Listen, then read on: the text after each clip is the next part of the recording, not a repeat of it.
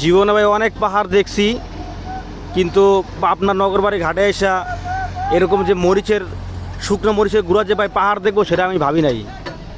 এই দেখেন বিশাল শুকনো মরিচের গুঁড়ার পাহাড়, বিশাল ট্রেনের মাধ্যমে এই মরিচের গুঁড়াগুলো নিয়ে জাহাজের মধ্যে লোড করতেছে। জীবনে অনেক পাহাড় দেখছি ভাই, কিন্তু এরকম মরিচের শুকনো মরিচের গুঁড়োর যে পাহাড় আছে এটা আমি প্রথম দেখলাম। এটা হচ্ছে পাবনা নগরবাড়ি ঘাট।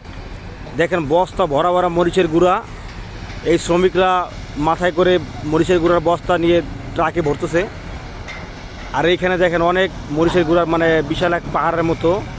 এই জাহাজে করে মরিচের গুঁড়াগুলো বিদেশ থেকে আমদানি করা হয়েছে, সেগুলো যে নগরবাড়ি ঘাটে এই যে শ্রমিকরা জাহাজ থেকে নামাইতেছে, নামায়া ট্রাকে ভরে ভরে লোড দিচ্ছে। এই দেখেন বিশাল পাহাড় মরিচের গুঁড়ার।